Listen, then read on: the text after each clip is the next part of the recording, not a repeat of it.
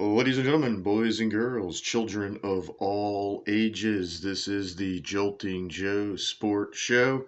Let me look at the calendar here. Today is Friday, February the 25th. And of course, what are you drinking? What are you smoking, folks?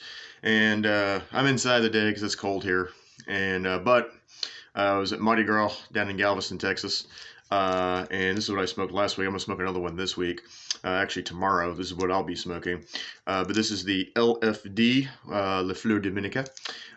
This is called the Digger. All right. As you can see, it's a big-ass cigar. All right.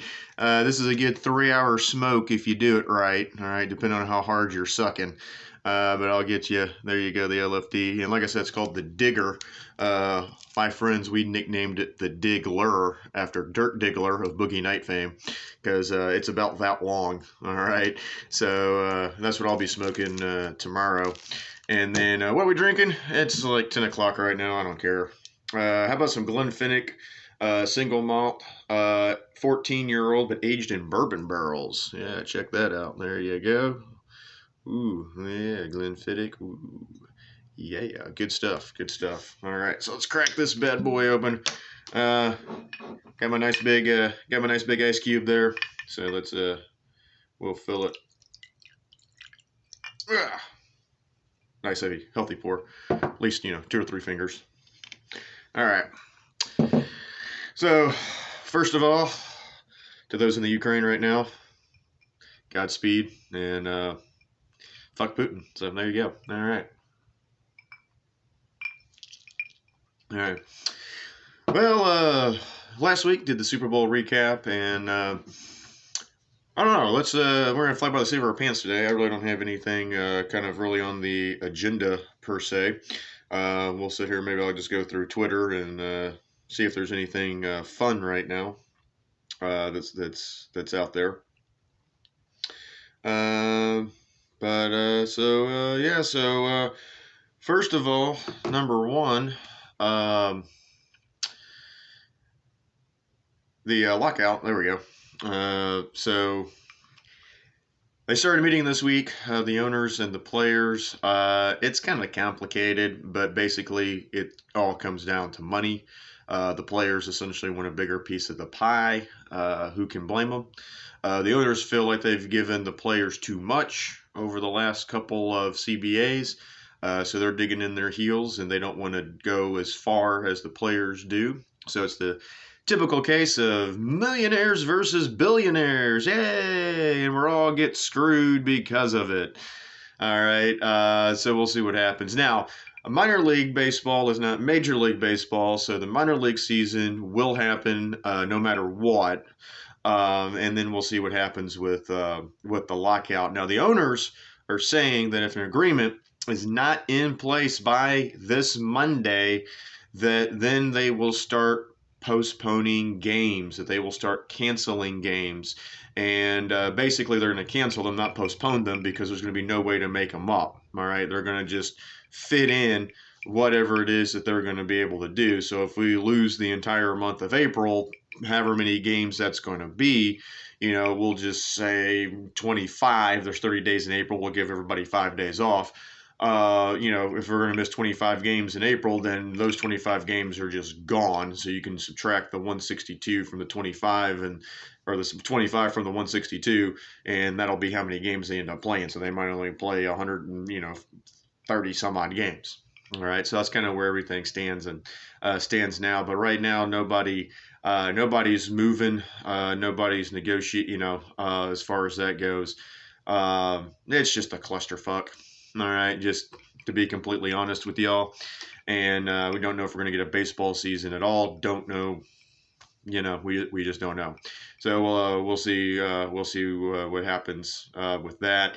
I know Evan Drellich of the Athletic, not real optimistic that a deal is going to get done by Monday. Hell, I'm not optimistic a deal gets done by Monday. You would think with a deadline and the fact that both sides are going to lose money on this deal, that they would get a deal in place. They'd start compromising with each other. But right now that hasn't freaking happened. So, it just kind of is what it is. All right. Let's see what else we got. To see if we got anything fun here on Twitter. Really nothing going on too much with football, of course. The league season, I think, starts next month, and then of course we got the draft coming up in April. Um, but yeah, nothing really too big. Of course, there's talk. There's a good one. There's talk of Tom Brady coming back out of retirement already. Maybe he goes and plays for his hometown San Francisco 49ers. Some of y'all may know this, but Brady was actually at the game of the catch, which was the NFC Championship game between the Niners and the Cowboys. And when Joe Montana hit Dwight Clark in the back of the end zone to win that game, Brady was actually there for that game. Talk about him coming back. I could definitely see that happening. And let's see, and then Congress too. That's kind of a topic there. Congress is looking to pass a bill on these new stadiums that are being built to where you won't be able to get tax dollars for them. Basically, a lot of owners, when they build these new stadiums, when they build these new arenas, they want tax dollars for the new stadiums. And of course, these are guys, that are billionaires, and they want somebody else to pay for the stadium. Um, like I know here in Houston in our G Stadium where the Texans play, that's actually owned by the county. Or the Harris County Sports Authority, and then so they kind of built the stadium, and then the Texans basically rent the stadium from them. I think the Minute Maid Park is the same way. Um, I know that FedEx Field, where the Commanders play now, which hopefully they'll get a new stadium because that thing's a dump. But FedEx Field there is was all built with private money. That was built by Jack Kent Cooke, and he didn't take one dime of public money. But that's the exception rather than the rule. And of course, these are billion-dollar stadiums. I mean, hell, SoFi Field or SoFi Stadium, I should say, out in LA. I mean, that costs like $5 billion. It's the most expensive stadium ever built. As far as Arlington goes, Dallas goes, I'm not sure what Jerry did there. I think Jerry used a lot of private money to build that one, but I think that one kind of belongs to him as well. I'm not 100% sure, and then I'll have to check as far as Jerry's World goes. But that could change, how stadiums are financed and how they're built, and really, yeah. I mean, it's not really, and that would keep teams from threatening to move as well. But for it. So I mean, the Titans are looking at a new stadium there in Nashville. And then, of course, with baseball, Tampa, they need a new stadium. Also Oakland needs a new stadium. Hell, Oakland probably should just move. Everybody's moving out of Oakland. I mean, the Raiders left and went to Vegas, and then the Golden State Warriors, they've left Oakland. They're now playing in San Francisco. So I mean, the A's should just follow the Raiders and just move to freaking Vegas because now nobody cares that there's a professional team there too. And that there's a professional team in Vegas. Hell, if I was the Clippers, I'd move too because there's really no room in LA for another team except for the Lakers. But the Clippers are moving out of it's not Staples anymore, wherever the hell Bitcoin company it is.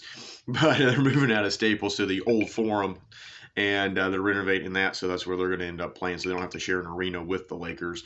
And then we've kind of seen the indifference of the fans with the Rams and the Chargers. There's Rams fans, there's Charger fans. It's just none of them actually live in LA. That's kind of the problem with their fan base. Of course, the Rams were in LA, but then moved to St. Louis and then moved back to LA. You would figure that there would still be some Rams fans there because of that. The Chargers actually started in LA as well, but weren't they were there I think for a couple of years before moving to San Diego and then back to LA as well. But once again, go to a Chargers game, it turns into the team that they're playing, so like basically a second home field for those guys. So that's a piece of news as far as that goes. We just had the NBA All-Star break. Coming out of that, just a few games left to play as far as the NBA goes. Um, right now, it looks like the Suns, definitely the best team in the West. Uh, Golden State's right there with them.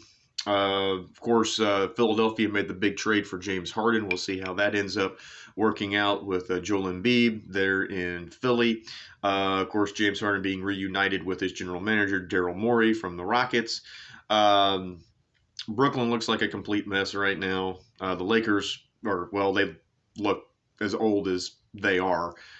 And of course, Westbrook is doing Russell Westbrook things. And then as far as that goes, and then Milwaukee's got a definitely chance to, has a definite chance to actually, repeat as champions. But, it had been in the past that the West was way superior to the East. I mean, basically, whoever came out of the West was going to win the NBA championship the last, just a few short years ago. All right. Now, of course, LeBron and Cleveland, came back from that 3-1 deficit and came back to beat Golden State, but that was the exception rather than the rule. Almost every team that came out of the Western Conference, was going to win the NBA title. But the East is getting a lot better at this point.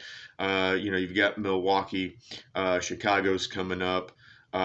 You've got Philadelphia, which is sitting there. Brooklyn should be better than they are, but they're starting to get a little bit more parity as far as that goes.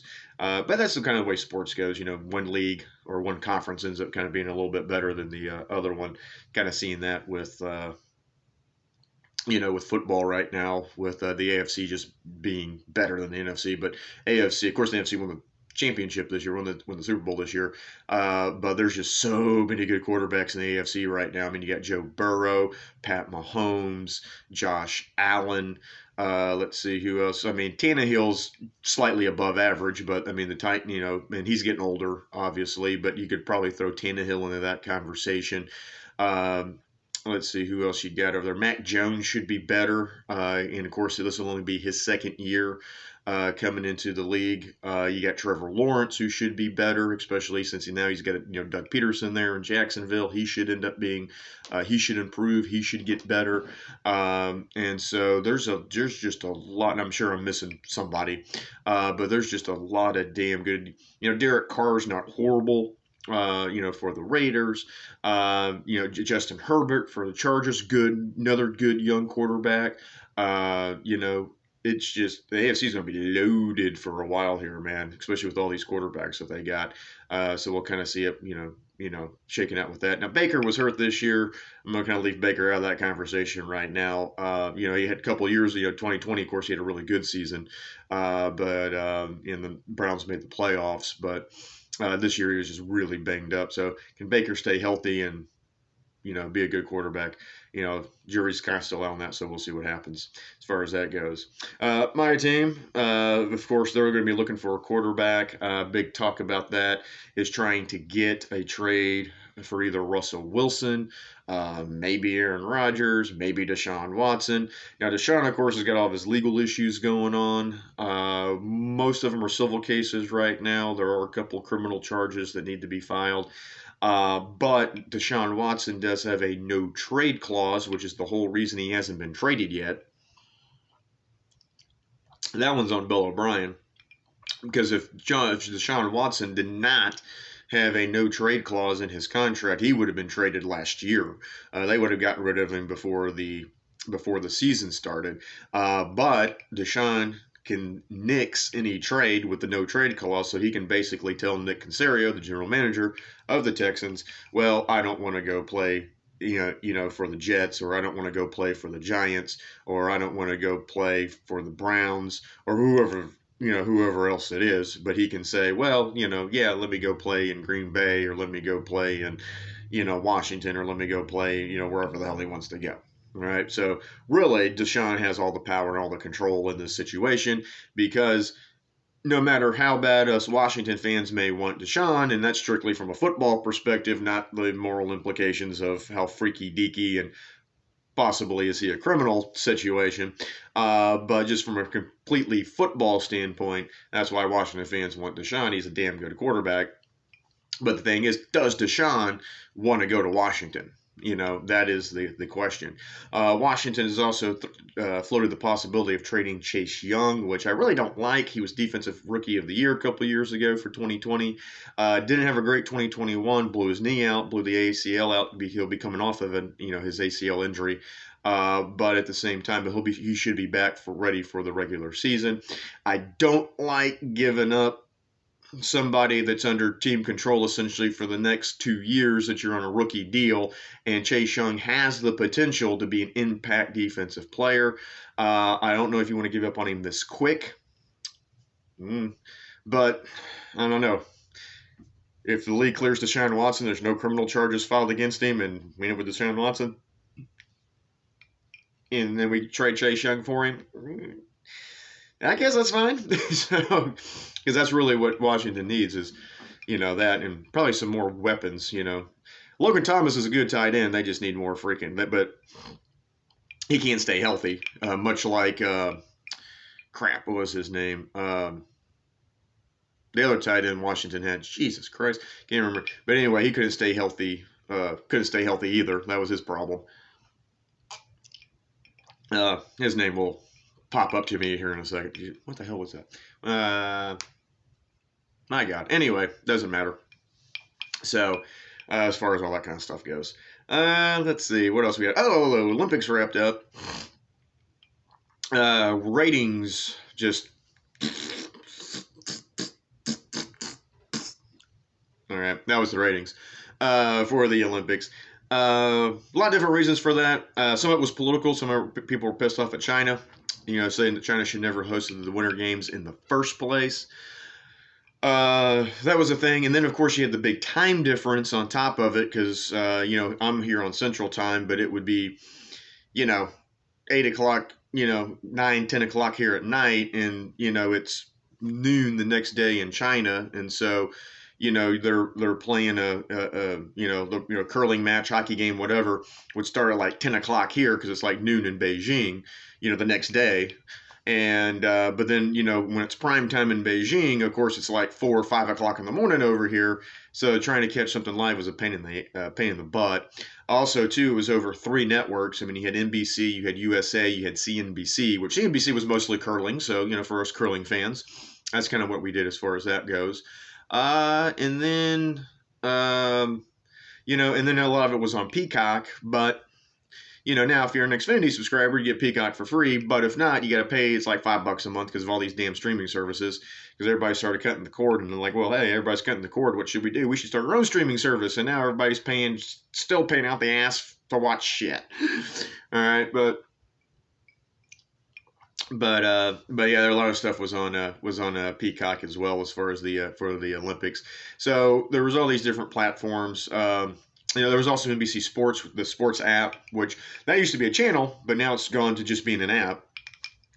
And so you could watch that way too. But like I said, with the time difference and everything, and then also too, the Winter Games tend to be less popular than the Summer Games.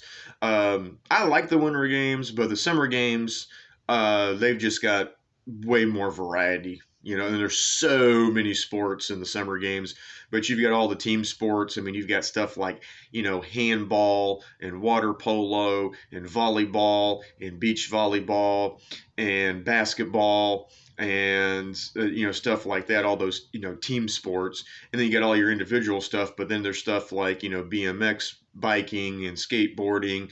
And, of course, also more team sports. There was softball, there was baseball. When it was there in Tokyo. And then they had rugby, another team sport, the 3-on-3 basketball. So you had all these, like I said, you had all these, you got all these team sports. Then you get the track and field and the gymnastics and the archery and, badminton and ping pong and freaking any, swimming, all your swimming stuff, swimming, diving, all that kind of stuff going on. The Ironman, stuff like that. So I mean, there's just so much variety with the Summer Games. Now with the Winter Games, of course, there's only so much that you can do on snow and ice, right? So it really requires you to either be A, on skis or B, on skates. All right, and then maybe throw snowboard in there, but snowboard, skis, yeah, pretty much the same thing, right? As far as mode of transportation goes, so there's really not so much to do. So like team sports, though, you got hockey, right, and then you got curling, okay, and so there's just not a lot of kind of team stuff with the winter games, and then of course there's just not as much stuff I can do. I mean, you got cross country skiing and figure skating and speed track skating and stuff like that, but and then you got bobsled and all that kind of fun stuff, luge, skeleton. The thing about the winter games too is just like the sports are just more dangerous, right? I mean, skeleton, your chin like an inch above the ice, you're going freaking 70 miles an hour down a freaking ice track, and you can wipe out. Same thing with luge, and same thing with also too, can we just all agree that double luge is really, really weird, and it's probably the most homoerotic game in the Olympics? It's basically, I mean, you've got either a guy or a gal, either one, literally sitting in the lap of another individual. Both of you are on your back, and then and then there's somebody literally between your legs, and the guy's head's like right on your junk, basically, and they're like, let's just go down the ice like this. It's freaking crazy, but but anyway, it's just kind of a strange thing. It looks weird. It's everything, and nothing against homoeroticism, gotta, but but it's just a weird looking, kind of weird looking sport, you know what I mean? But anywho, so that's kind of what's going on with that. But yeah, men's curling team finished short, fourth place finish for them. They got finished 5-4, got into the middle round, but then got beat by Great Britain, who they had beat earlier. And Britain had only lost one match in round robin play. The Brits, well, actually, I should say the Scots, because the British team was all made up of Scots, because the Scottish, of course, invented curling. But they ended up but they lost to Sweden. Of course, for you curling fans, you all know Nikolai Edin, or Nicholas Edin, however you say his name in Swedish, but Edin. He's like the most, he's the freaking LeBron James, Michael Jordan, Babe Ruth, Mike Trout, whatever analogy you want to use of curling, right? And his team. And so they won the gold medal this year. And of course, the U.S. had beat the Swedes. So I was kind of hoping for a gold medal rematch against the Swedes. Didn't happen. And then the U.S. loses to Canada in the bronze medal match as well. The women didn't even make it, got knocked out. The British women, also, I think most of which were Scotch, at least Muirfield, who was the skip, was. They snuck in basically by the skin of their teeth. They kind of did what the U.S. men did the last Olympics, because the U.S. men, they got off to a horrible start, and they had to win 4 matches in a row, one against a really good Canadian team, to even get into the middle round. And then when they got into the middle round, they beat Canada again, and then they ended up beating the Swedes with that amazing 5-stone end, where they ended up laying 5 in the 8th end, and that was freaking amazing. That was just that old living curling fan, highlight reels, and they ended up winning the freaking gold medal. But yeah, curling's always a fun one. I enjoyed the curling. It's such a Scottish game too, isn't it? Like, you got just a bunch of Scots. It's a dead of freaking winter. Nothing's going on. They're sitting by the fire. They're drinking whiskey. God bless the Scotch. I do love me some Scottish whiskey.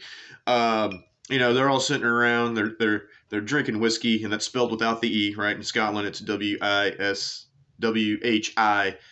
WHISKY, right? No E in Scottish whiskey. But anyway, so they're drinking the whiskey without the E, and they're getting freaking plastered around the fire, and somebody's kind of drunk, and they're kind of bored, and they're like, man, what are we gonna do? It's freaking cold as hell out here, and somebody just kind of yells out, let's go throw stones on the ice. Well, I don't know why I went into like a weird English accent with that, because these are Scots. But anyway, and I'm not going to try a Scottish accent, because if I do, I'm going to mess it completely up. But anyway, they're like, let's go throw stones out on the ice. All right, we'll have ice shuffleboard. It'll be amazing. It's like, grab your broom. What do we need a broom for? To sweep the snow off the ice. We'll figure it out. Just bring a broom. And they just go, grab some granite rocks. All right, let's grab some granite rocks, grab a broom. We're going to freaking invent a game. It's such a Scottish guy. God bless the Scots. I love the Scots. Good friend of mine, Scottish. But But God bless them, man. They're good whiskey, good people. Uh, but yeah, it's just that's just a great Scottish game. Like I said, just a bunch of guys sitting around the fire drunk. What are we gonna do? Grab some grandstones, grab some brooms. Let's go do it. So anyway, it's been kind of fantastic. All right. So that's kind of what happened with the Olympics there. So and then also too with the Olympics too, there was such a short turnaround because Tokyo of course got postponed for an entire year. Because normally you have not quite 2 years between Olympics. Because the summer games are usually in kind of July, August, kind of depending on which hemisphere they're in. And then you've got the winter games are usually in February. So once again, so it's not quite a two full years, but you're looking at like a year and a half between. But really, this time we only got the half. There's only 6 months between the winter games and the summer games, and so I think some of the novelty of it wore off. As well, and then too, there wasn't a lot of great storylines. Unfortunately, Michaela Schifrin just had a bad Olympics. I mean, there's nothing you can say about it. It happens. It happened. I mean, even Mike Trout, will go 0 for 5 in a game. You know what I mean? How many baseball players have that are great that are in the Hall of Fame had really shitty postseasons and did absolutely squat. Same thing with football players, basketball players. Great players, and then they get into the playoffs and then just get shut down or just aren't doing well or whatever. And this is just the first time it ever happened to Michaela Schifrin. And she just couldn't. She just couldn't get it going, couldn't keep it going, and skied out on the slalom twice, and then skied out on the giant slalom. And the only thing that she was fine on was Super G and downhill, and that was kind of it. And then so, um, but yeah, it is what it is. So so we didn't. Norway cleaned up. And everything on the medal, and the gold medals and the overall medal count both. Usually, when you count medals, though, the rest of the world they just count gold medals because that's the most important thing. You want to get as many gold medals as possible. Who cares if you have 20 bronze? As long they'll 5 golds is better than 20 bronze medals, and so that's the rest of the world, the way the world does it. But U.S. of course we have to go in the total medal count. Because it's like, oh, we only won 10 gold medals, but we've got 30 but we've got 50 overall or 60 overalls, but only 10 of them were gold, and the rest of our were either silver. Whatever. All right, uh, but anyway, just as far that's yeah.